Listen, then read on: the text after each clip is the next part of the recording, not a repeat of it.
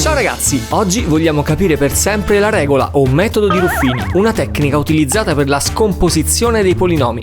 La prima cosa che voglio dirvi è questa: seguitemi fino alla fine e scoprirete che è molto più difficile imparare a giocare a Monopoli. E allora non perdiamo tempo, iniziamo subito. In generale, cosa vuol dire scomporre in fattori? Vuol dire trasformare un polinomio nel prodotto di polinomi più piccoli. Cosa intendiamo matematicamente per più piccoli? Semplicemente polinomi di grado inferiore al polinomio dal quale siamo partiti. Facciamo un esempio con x alla seconda meno 9. In questo caso abbiamo un polinomio di secondo grado e per scomporlo non utilizzeremo certo Ruffini perché riconosciamo la differenza dei due quadrati, uno dei prodotti notevoli, e sappiamo quindi che si può scrivere x meno 3 per x più 3. Come vedete in 5 secondi ho scomposto in fattori, cioè trasformato il polinomio più grande di secondo grado nel prodotto di due polinomi più piccoli, in questo caso di primo grado. Il metodo di Ruffini serve a fare questa stessa identica cosa, ma ricordatevi che prima di applicare Ruffini per scomporre in fattori dovrete prima tentare tutte le altre tipologie di scomposizione, semplicemente perché sono più semplici ed immediate. Quindi provate prima messa in evidenza totale, parziale, quadrato di binomio, cubo di binomio e tutti gli altri prodotti notevoli. Solo se nessuna delle altre tecniche di scomposizione avrà funzionato, all'ultimo posto quindi nella lista, andremo a divertirci con il nostro amico Ruffini. Vediamo il metodo attraverso un esempio e tracciamo la strategia mentale che dobbiamo seguire, sempre la stessa, perché ricordatevi che al compito, all'interrogazione, dovete avere sempre in testa con chiarezza cosa dovete fare. Questo è il polinomio x alla terza più 2x meno 3. Primo passaggio del metodo: individuare tutti i divisori del termine noto, nel nostro caso meno 3, sia positivi che negativi. Vale quando il coefficiente del termine massimo è uguale ad 1, nel nostro caso il coefficiente del termine x alla terza è 1. Tra poco vedremo anche il caso in cui non lo sia. Quindi abbiamo detto che cercheremo tutti i divisori di meno 3, tutti i numeri che lo dividono esattamente senza resto. Meno 1, più 1, meno 3 e più 3. Bene, secondo passaggio, secondo punto della strategia risolutiva, seconda regola del Monopoli. Tra questi valori devo cercare quello che è una radice del polinomio, si dice anche uno zero del polinomio, ossia quel valore che sostituito alla variabile x azzera il polinomio. Prendo questi valori uno alla volta e li sostituisco alla x e vedo che valore viene. Quando verrà 0, bingo, avrò trovato una radice del polinomio. E allora, con santa pazienza, il polinomio calcolato in meno 1 si scrive p di meno 1, sostituisco meno 1 al posto della x e ottengo, occhio ai segni, alle potenze, usate le parentesi per non sbagliare, meno 1 alla terza più 2 per meno 1 meno 3 uguale meno 1 meno 2 meno 3. Tutto questo farà somma algebrica meno 6. Niente da fare, quindi meno 1 non va bene, non è un valore che azzera il polinomio, non è una radice. Proviamo il valore 1 e calcoliamo quindi il polinomio sostituendo x uguale 1. Quindi p di 1 sarà uguale a 1 alla terza più 2 per 1 meno 3 uguale più 1 più 2 meno 3. In questo caso quindi bingo 0, ho trovato una radice, un valore che annulla il polinomio.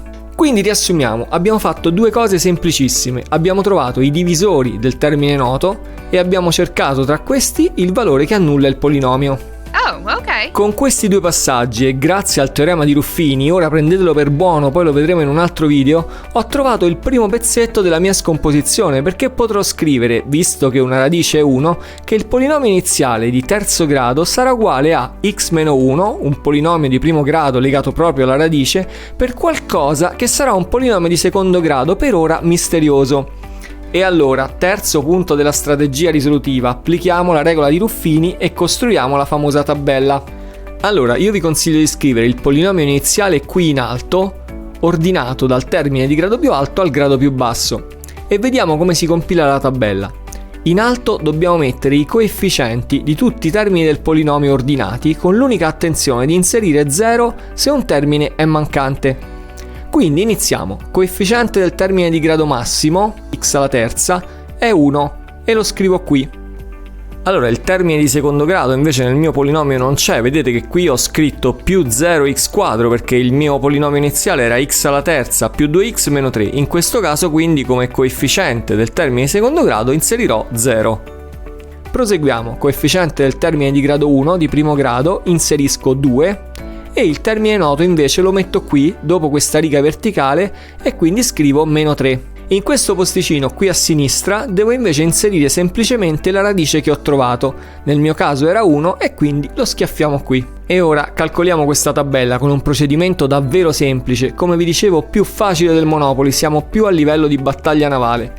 La prima cosa che si fa è tirare giù il primo coefficiente, quindi nel nostro caso 1, e lo scriviamo quindi qui sotto così com'è. Moltiplichiamo questo coefficiente per la radice e scriviamo il risultato qui, 1 per 1 uguale 1. Facciamo la somma tra questo valore e il coefficiente del termine di secondo grado, quindi 0 più 1 uguale 1 e scriviamo il risultato sotto.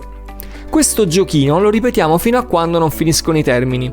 Quindi moltiplico questo risultato che è 1 per la radice del polinomio, quindi ancora 1 per 1 e lo scrivo qui. Sommo con il coefficiente del termine di primo grado e quindi 2 più 1 uguale 3 e lo scrivo qui sotto. Moltiplico 3 per la radice e ottengo 3 e lo scrivo qui sotto al termine noto e sommo il termine noto che è meno 3 con questo valore che è 3 e ottengo 0 e lo scrivo qui nell'ultimo posto in basso a destra. Allora considerate che qui deve venire sempre 0, è anche un modo per verificare che ho costruito bene la tabellina e ho calcolato bene i valori. E allora quarto e ultimo passaggio della strategia.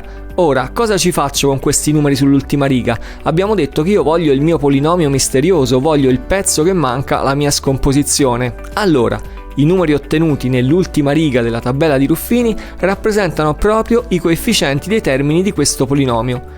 Per non sbagliare, io vi consiglio di partire dal coefficiente più a destra e iniziare a scrivere considerando quindi che stiamo partendo dal termine noto, quindi nel mio caso 3.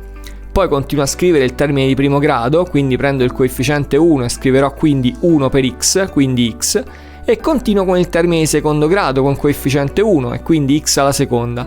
E allora ho finito, avrò quindi il mio polinomio di secondo grado, in questo caso ovviamente x alla seconda più x più 3. Ed ecco la mia scomposizione finale, grazie al metodo di Ruffini. Il mio polinomio iniziale di terzo grado è diventato il prodotto di due fattori, due polinomi di grado più basso, x-1 che ho potuto scrivere subito grazie al calcolo della prima radice, e x alla seconda più x più 3 calcolato grazie alla tabellina di Ruffini. Ora, considerate che a questo punto potrei fare due cose: continuare a scomporre il polinomio di secondo grado con i prodotti notevoli o altre tecniche e, se l'esercizio lo richiedesse, fare una verifica, cioè dimostrare che se faccio queste moltiplicazioni incrociate tra i due polinomi piccoli ottengo nuovamente il mio polinomio iniziale. Bene, facciamo subito un secondo esempio, iniziamo ad andare più fluidi e ripercorriamo i vari passi della strategia. Questo è il polinomio da scomporre con Ruffini. X alla quarta meno 2x alla terza meno 8x più 16.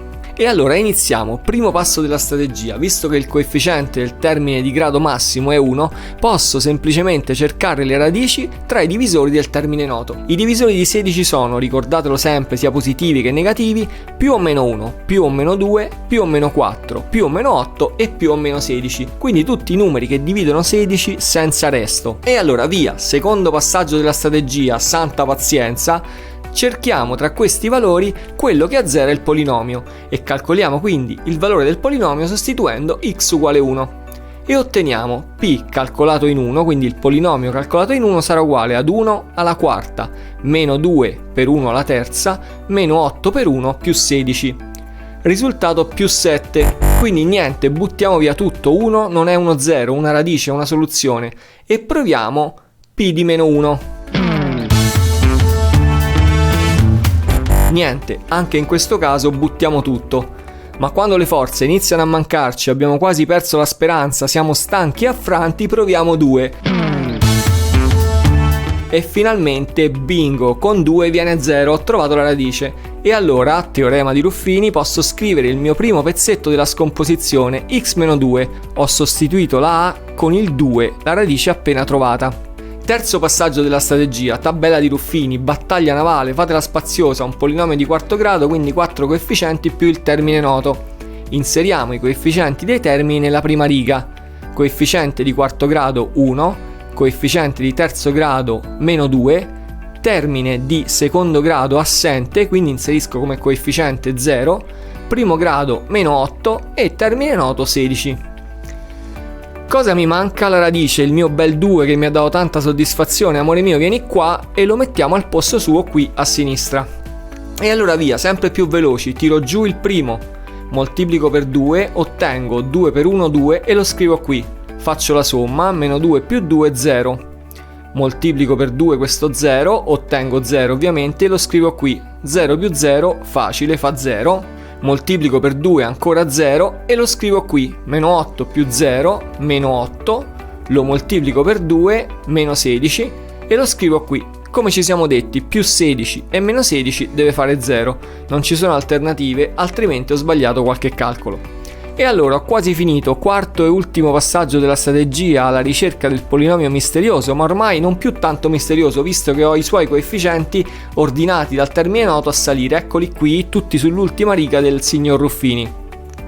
Iniziamo, abbiamo detto da destra ma è uguale e otteniamo termine noto meno 8. Coefficiente di primo grado, quindi povera x sparisce, 0 per x, stessa fine che fa il termine di secondo grado di questo polinomio, perché x quadro per 0, 0, mentre abbiamo 1 per x alla terza, il termine di terzo grado sopravvive. E allora ci torna tutto, ho ottenuto un polinomio di terzo grado, me lo aspettavo, perché il suo papà era di quarto grado, il primo pezzetto che ho scritto di primo grado, e quindi mi mancava un bel polinomio di terzo grado. Quindi, scomposizione finale. Il mio polinomio iniziale sarà uguale a x meno 2 che moltiplica, aperta parentesi, x alla terza meno 8. Ricordatevi, qui ho dimostrato alla prof che conosco Ruffini, ho fatto tutto bene, ma in teoria non ho finito l'esercizio di scomposizione, perché x meno 2 va bene così, ma x alla terza meno 8 si può ancora scomporre. In questo caso posso, anzi devo non applicare Ruffini, ma riconoscere la differenza di due cubi e utilizzare quindi più velocemente la scomposizione con i prodotti notevoli. Vediamo ora velocemente il disgraziato caso in cui il coefficiente del termine massimo del polinomio non sia 1 e quindi come cambia la regola di Ruffini in questo caso. Possiamo dire che la strategia rimane sostanzialmente sempre la stessa, ma nella parte iniziale cambia qualcosa nella ricerca della prima radice. Vediamo l'esempio. Il polinomio è 3x alla terza meno 7x alla seconda più 4. Vedete che il coefficiente di x alla terza è 3, quindi non è 1. In questo caso dobbiamo trovare, come prima, i divisori del termine noto, ma anche i divisori di questo coefficiente 3. Ricordate, solo quello di grado massimo, e quindi scriveremo i divisori di 4, li chiamiamo P, più o meno 1, più o meno 2 e più o meno 4. E i divisori di 3, li chiamiamo Q, più o meno 1 e più o meno 3. Allora, le radici, i possibili probabili zeri, li dobbiamo cercare nella forma P fratto Q. Cosa vuol dire? Che dovremo fare tutti gli incroci possibili, quindi quando divido i valori di P per più o meno 1, ovviamente otterrò gli stessi valori, quindi più o meno 1, più o meno 2 e più o meno 4. Però dovrò fare anche i valori di P divisi per più o meno 3 e quindi otterrò da provare come radici anche più o meno 1 terzo, più o meno 2 terzi e più o meno 4 terzi. Ecco, questi sono tutti i valori probabili per le radici del polinomio, quindi da qui in poi non cambia nulla, li proviamo tutti dal primo all'ultimo e quando troviamo una radice applichiamo la stessa identica strategia risolutiva di prima. Se vi capitasse un esercizio di questo tipo al compito in classe e la radice fosse l'ultimo valore meno 4 terzi, quindi vi sarete fatti 12 volte il calcolo del valore del polinomio, me lo scrivete nei commenti del video e denunciamo il professore al tribunale per i diritti dei minori. E allora, per oggi abbiamo finito qui, buon Ruffini a tutti e noi ci vediamo presto con altri video, ciao!